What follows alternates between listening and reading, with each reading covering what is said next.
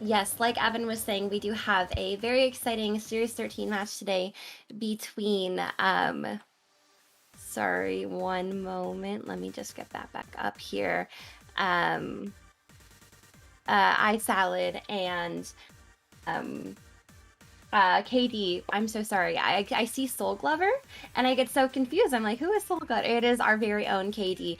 But I'm very excited to see this match. And as you see in the standings, the Aloha Arachnids are trailing the Lunala Dream Eaters 2-4, but they do have that potential to tie up the week. Um, and that's why this match is very important because any points matter when it comes to that differential. Yeah, and another interesting thing is that you that Pengi and what's his opponent again? I didn't Kai. see it. Oh yeah, Pengi and Winkai are playing basically right now, so maybe we will know the exact outcome of the week between those teams Yeah, after our absolutely. game is They are over. So. playing. Absolutely. They are playing as we speak. So at the end of the stream, like you said, we will most definitely know whether or not the Araquanids were able to tie up the week or if it will be a decisive victory for the Dream Eaters, if they will be able to possibly even go 6-2, which would be absolutely insane. But of course, we do have our match coming up between Isalad and KD. Very interesting Series 13 teams here. Over on Isalad's side, we kind of have the next step from Rinya's Sun. We now have a dual weather team featuring, that Charizard Groudon Grimmsnarl, Zacian, but then a Kyogre and an Yveltal, which is very cool to see, honestly. Um, and if you want to kind of break down KD's team. Yeah, I mean KD's team looks way more unnatural, I would say. Um, like you have this Ho-Oh, which is really strong, probably physical because of this Zamazenta that you see there. I really like what I really like about Series 13 is that you get to see those restricted Pokemon that you normally wouldn't see because a pair of two other restricted is just way stronger in the meta. Uh, but yeah, here we can see like Zamazenta and Ho-Oh, which will probably be some kind of coaching interaction. Yeah, Amoonguss a really strong support Pokemon in the otherwise so stacked Series 13 metagame. Yeah, and then you have those strong attackers in Palkia and Calyrex Shadow as a cleanup basically in the late game. So we will Mhm. see how that goes for him. Honestly, I'm just disappointed to see that Katie did not bring a Solgaleo, not living up to his name, unfortunately. But just to touch on these players' accolades, of course, we have iSalad going at 6th at the London Open. Actually, they did start off 0-2, but were able to really pull it back. And that's incredibly impressive because when you have those two losses in a row, they can really weigh down on you. So it shows that they were really able to bounce back from an unfortunate situation.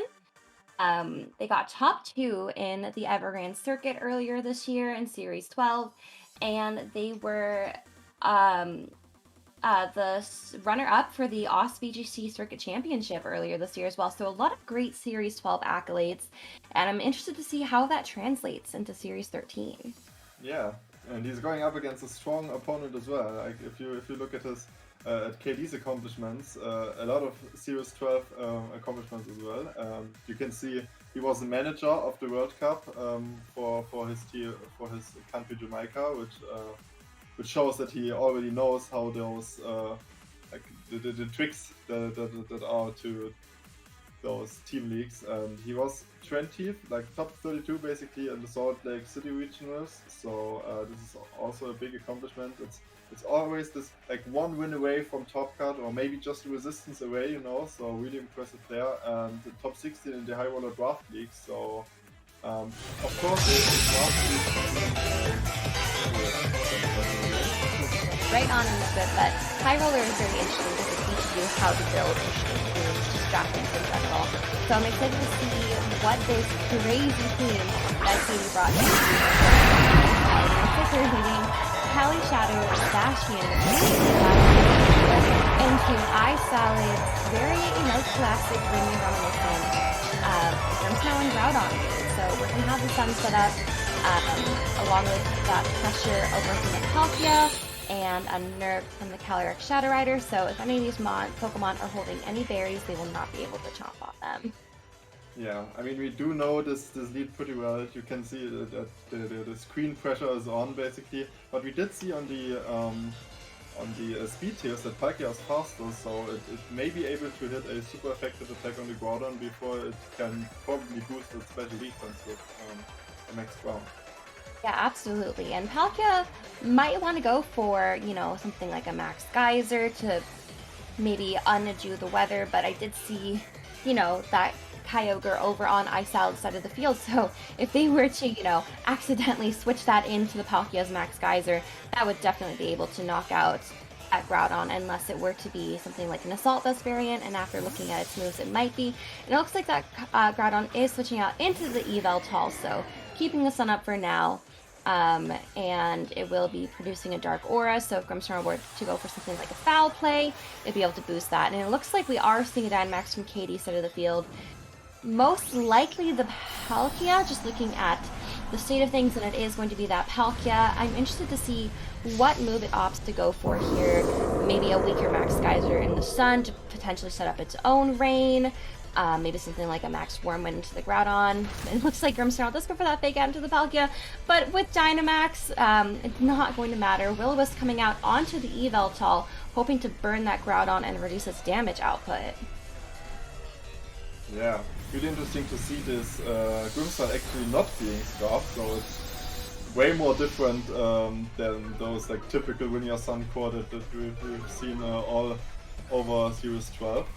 We do see the Max Dragon here doing a lot of damage to the Yveltal. I mean, it's a pretty good play to go for that, because you hit in the Sun, you still hit the Groudon for neutral, you reduce the attack of the Groudon, and yeah, Isalad can't really switch into it that well, right? Absolutely, and it looks like that Grimmsnarl was potentially going to go for a trick, meaning that it's holding something like an Iron Ball, a Lagging Tail. That was a very popular Grimmsnarl item during Series 12. It allowed you to really improve your matchups into something like a Calyrex Ice team, also to slow down opposing Runia Sun teams, but it's like they're opting to go for that Scary Face instead to slow everything down. Another interesting thing, now that Palkia has opted to go for the Max Whirlwind, the Sun is still on the field, so any Max Geyser that they go for might not be able to pick up a KO unless it were to be going into that Yveltal, but it looks like Scary Face is coming out onto the Calyrex, allowing Yveltal to use Snarl, but Palkia ends up avoiding the attack. Still able to take that Calyrex Shadow down to its Focus Sash, however. Yeah, but this miss on the Palkia might be really significant, because like reducing the attack, the special attack on like one stage, I mean it's 67% of the damage, so it's really important, especially because Isalad invests so much in stalling out this Dynamax turn, so he can sweep with his two remaining Pokemon afterwards. So this might hurt in the late game. Absolutely, and that Astral Barrage, even though it is not very effective, is able to pick off the Yveltal, which is absolutely insanely important to this Calyrex, because it allows it to get that Grimnay boost, boosting up its special attack by one stage after being taken down to its Focus Sash and losing that special attack, so it is now back at neutral. Palkia did go for a Max Quake last turn, boosting up its special defense a little bit. We're still sitting pretty in the sun. That Groudon is coming back out, which means if Palkia were to opt for Max Geyser this turn, Groudon is not in a position to switch back in to undo that rain. Yeah, it's still tough now, because Palkia is still at neutral. It can still go for a Max Dragon, and it is faster than the Groudon. We've already seen this in turn 1 basically, and yeah, so now Isalad is kind of forced into a kind of a weird position. Either he has to like switch out again, take a lot of damage, or just max his Groudon, take a lot of damage as well, and probably attack through a reduced attack stat, right? And something that I didn't notice going into the game, of course I noticed that the Grimmsnarl is not carrying screens as it normally does, but Fake Out Grimmsnarl is something that we really only saw in Series 12 on a Dialga team. Usually they would lead a Grimmsnarl Dialga, fake out, set up Trick Room, and then sweep from there. So it's very interesting to me to see Fake Out Grimmsnarl on a core not like that. And it looks like the Groudon is going for a Dynamax in the face of this Dynamax Palkia that is able to go for that Max Norman, but instead opting for the Max Quake, not wanting to drop the Groudon's attack. Going for that Max Quake, even though Groudon most likely is a physical attacker. From the moves, we did see um, the physical moves over on that Groudon. Groudon opting go for its own Max Quake, hoping to survive perhaps a Hydro Pump in the following turns. And in all of the chaos, Ho-Oh has entered the field. Interested to see what that Ho-Oh is able to do. Grimmsnarl going for Spirit Break, dropping its special attack, but most Ho-Ho's don't quite care about that stat. Yeah, as I was talking about earlier, I think the Ho might be physical because of the Zamazenta and the coaching shenanigans that you can pull off of that. And the Max Quake here is really interesting. I mean, Ho is really good against the Groudon if it doesn't carry a rock move. So maybe he wanted to like to go for the special defense boost, and then because you kind of can assume that the Kyogre is now in the back. So maybe you want to like basically boost the special attack preemptively, so that you have a good matchup into that later on.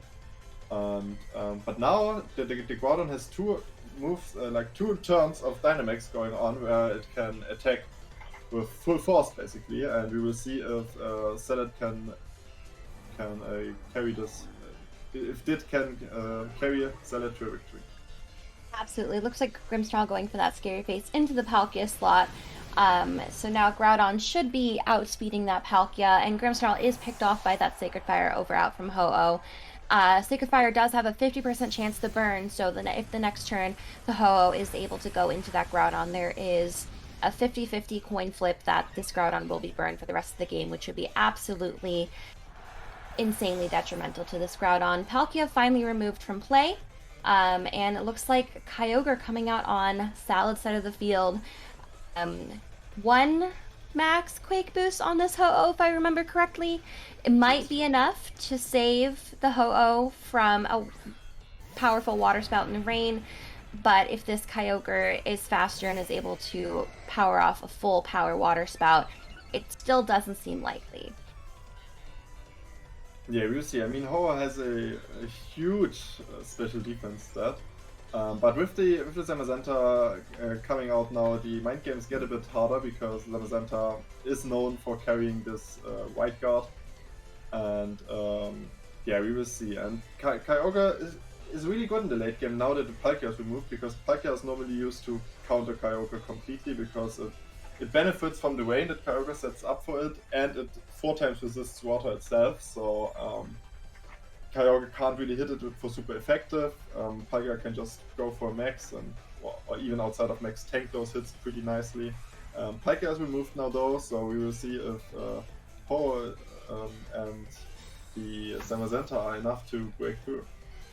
It looks like the Ho is going for the Protect, and the Zamazenta does go for Coaching, boosting up this Ho-Oh's attack and defense, which is going to be very interesting in the coming turns. Of course, Coaching does hit through that Protect, and it looks like a Max Quake is coming out into the Zamazenta, hoping to remove that possibility of Wide Guard, but unfortunately, it was just not enough damage. It did do about 60% though, which is always a nice chunk. Yeah, it's the water spot though, and this will probably take it out. So really nice. It basically locked KD into this decision. Do I go for White Guard and still take like 70% on my Zamazenta, or do I go for basically anything else? And yeah, I think right now it's looking pretty nice for Salad here. Of course, the Ho is really boosted. It still comes down whether you can break through the Ho still. But yeah, it looks pretty nice if the Groudon is able to hit its rock move into the Ho. Absolutely, a 4 times super effective rock move into that Ho-Oh, even if it's at +1 defense, might still not be enough to protect itself from this incoming rock slide. And with this Calyrex Shadow at only 1 HP and the Kyogre with 1 special defense boost in the Groudon at 3, it'll be very hard for this Calyrex Shadow to do any damage to either of these Pokemon on the field, especially because this Groudon is holding that Assault Vest, so Yeah. Astral Oh, Brush look coming at out only that. does very pitiful damage, only 20% at best. Ho-Oh coming out with that Brave Bird into Kyogre.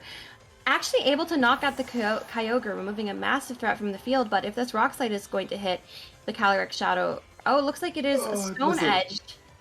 Yeah, and it Oh, missed. Oh. that Yeah, is I mean, incredibly yeah, this miss unfortunate. is really unfortunate. I do think it would have been enough, even to the +1 defense, as you said it. And now the Ho outspeeds and may be able to take the knockout or go for a burn on the Groudon, right? Looks like this Calyrex Shadow is coming with for that Astral Barrage into the Groudon once again. But once again, with all of those special defense boosts plus the Assault Vest, it is doing very little damage. And we do know that this Calyrex is carrying Will-O-Wisp, so another potential play out from Katie's end would have been to Wisp the Groudon, potentially shutting down its damage output, allowing the Ho-Oh to live to see another day and neutralize the threat that is Groudon. And it is going for that Brave Bird. Groudon has no physical defense boost, and this Ho-Oh is +1, so that it is enough to take out the Groudon, sealing up game 1 for KD. Yeah, I mean, KD dodged the Stone Edge there in the end, so it looked like it came down to this RNG factor. But honestly, the thing is that KD kind of really did a great job with like getting a lot of damage, a lot of pressure out with his Palkia Dynamax early on, which basically put Salad in a position that he had to forcefully max his Groudon. Can't really do any switching again, and yeah, and then in the end, the Dynamax is over because he was forced to Dynamax, and then it came down to this 80%. And Hmm. yeah, I mean that's Pokemon in the end, right? Absolutely. That match was also incredibly interesting to me because it did feel like it was neck and neck with each player kind of taking the lead each turn, but ultimately it did come down to KD being able to preserve his Ho-Oh well enough that it was able to clean up in the end game. So interesting to see an adjustment from Salad in game 2 and whether or not KD will, go with what worked for him in game 1, or maybe he has another mode that he'd like to show off for game 2. Yeah, we have seen like this Grimmsnarl as a support Pokemon on Salad side. We have seen the Zamazenta as a support Pokemon on KD side. Both, I would say, worked pretty well. The Grimmsnarl with speed control due to Scary Face, and the coaching was really important. Otherwise, the Ho-Oh would have never gotten the KO with the Brave Bird on the Kyogre. So yeah, we will see if those support mons come back, or if they just opt for another fourth strong restricted Pokemon. Absolutely, and let's just go ahead and get right on into it. Another note about Series 13 is Zamazenta was always a pretty niche pick in Series 12, but now that there's no cap on restricteds, I do see Zamazenta coming a lot more. It looks like a little switch up over on Salad side of the field, but same leads from KD. We do see that Calyrex Shadow Palkia up into Yveltal and Groudon, so interested to see if this Palkia does just go for a turn 1 max once again in the face of the sun, or if, maybe it will try to stall out a couple of turns, save its max for the late game. And it does look like we're going to see Salad's Yveltal being the one to max this time. And the Groudon will be switching out for Zacian, potentially, Yeah, perhaps, he seems to maybe. not be sure. Yeah, but that's a tough turn, because we did see that the Yveltal is getting taken out by a Astral Barrage plus Max Dragon. Obviously, Snarl would be great here, but you will take a lot of damage in return. So with the Avian Gordon, you don't really have a nice. You can't protect and go for a Max Airstream. So yeah, it's kind of a tough position again. We do see the switch into the Kyogre, and then he will probably give it a max airstream boost, so it's able to outspeed the Calyrex Shadow and go for probably a Water Spout, or if it has taken a lot of damage for a Origin Pulse next turn. And kind of going on the aggressive side instead of like stalling out the Dynamax as we have seen in the last game. Absolutely. With Salad going for that decisive turn 1 Dynamax, they're saying, okay, playing passively last game didn't quite work out the way I wanted to, so let me take the offensive this time. Let me take the lead. And it looks like KD will also be maxing as well, presumably that Palkia based on the Pokeball. So we already know that the eVTOL is going to be faster, most likely going for something like a max airstream, but it could also be going for a max darkness, setting up this Kyogre next turn to fire off some super effective special water type attacks. Well, not super effective into what we currently see on the field. And it looks like Calyrex is going for that speed swap, meaning that Palkia is going to be the fastest thing on the field. Very Yeah. interesting to see. Doing about 45% of eVTOL's health, but that is such an interesting tech that I've seen on a lot of um uh Cali Ice teams with a speed swapper. So it's interesting to see its counterpart going for that instead. Yeah, that's kind of interesting, and because I mean it still kind of works, because you have a huge speed stat, and then you give it to a slower Pokemon. So Calyrex is kind of the support Pokemon now, or rather the support move on this Pokemon. Um, and it worked out quite well for Salad, I would say, because he took due to Dynamax and Welter, he took the Max Dragon move really well. The attack drops don't really matter, and Kyogre still outspeeds now. So, yeah, he can Yeah, fire off a Kyogre. huge Water Spout now, or Mm, yeah, Water Spout and Max Darkness. Water Spout, we will see if the Welter is maybe even faster than Kyogre, so he drops the special defense with the Max Darkness and then goes for Water Spout for huge damage. Yeah, we will see what Zed ends up doing. It's really a tough mhm. position for KD now because the Calyrex and the Palkia are both slow. Looks like Groudon the Living Legend is coming out to undo the rain that this Kyogre is currently threatening. Also taking away the rain from Palkia, unfortunately, but with a threat like Kyogre on the field, it would be a big misplay to give it that rain in order to fire off something like a water spell, something like an Origin Pulse. But it does look like another Max Wormwind goes out into the Yveltal here, lowering both of the Pokemon on the field's attacks, but since they are both physical attackers, they don't quite care too much. Yveltal is faster than that Kyogre, meaning that this Kyogre will be able to attack afterwards, after the special defense drop. So maybe even in the sun, it'll be able to do some big damage to the Pokemon on the opposing side of the field. Not enough to take out the Groudon, unfortunately, because of that sun, but it did do a pretty decent chunk to both of the Pokemon. Yeah, but what's really interesting for me is that that Palkia still outsped Yveltal and Kyogre. I mean, of course, it's not the normal Palkia speed; it's the Calyrex Shadow speed now because of the speed swap. It still keeps that, of course. But we have I would have thought that with the airstream that Kyogre or Yveltal, at least one of them, is able to outspeed the Palkia now, Mm. but it seems like it isn't. And now the Palkia is still faster and threatens to KO the Yveltal or deal huge damage to the Kyogre, which is probably the late game insurance of Salad too. Like if he gets the Kyogre out after the Dynamax is over, Palkia is already chunked. He can probably just run away with the game because he deals so much damage on both slots at hit points. And it looks like that Kyogre is swapping out in favor of the Zacian.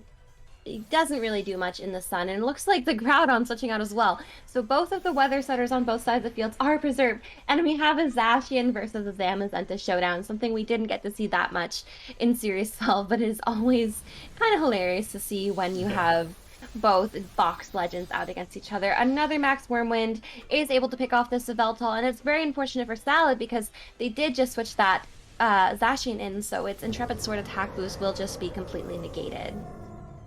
Yeah, Salad was kind of pinned here again, right? Because in the sun, we have seen that the Kyogre doesn't deal too much damage. So, of course, it dealt a lot of damage to the -1 Groudon for super effective, but to a neutral Zamazenta in sun, it will not do too much damage. So he had to switch out, take the attack drop on whatever is coming in with either his Groudon or his Zacian. But I would say he's still in a decent spot. Of course, the Palkia is faster. Um, Faster than the Zacian because of the speed swap. But I would say it still looks good because, I mean, even the -1 Zacian deals a ton of damage, right? Absolutely, absolutely. And I do believe it's not -1 unless I missed something. It's actually just that neutral because it's Oh yeah, Intrepid Sword. yeah, that's what I meant. And it looks like actually we are seeing a solar blade on this Zacian, which is incredibly interesting on this dual weather team because if you are out next to the Kyogre having fun in the sun, you are able to just click this super effective 120 base power physical move. So interesting to see if that is able to get utilized. These Amazons does go for a wide guard, expecting maybe something like a Precipice Blades. Palkia clicking that Earth Power into Groudon, and looks like Zacian's just going for a play off into the Zamazenta, which is quite interesting.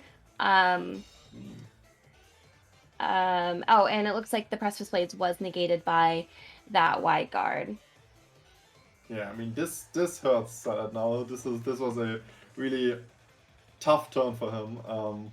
Falker almost knocking out the Zacian there, completely negating the attacks from Groudon as well. And as you said, Solar Blade really interesting tech on the Zacian against opposing Groudons, against opposing Kyogres if you are in the sun. Really great move.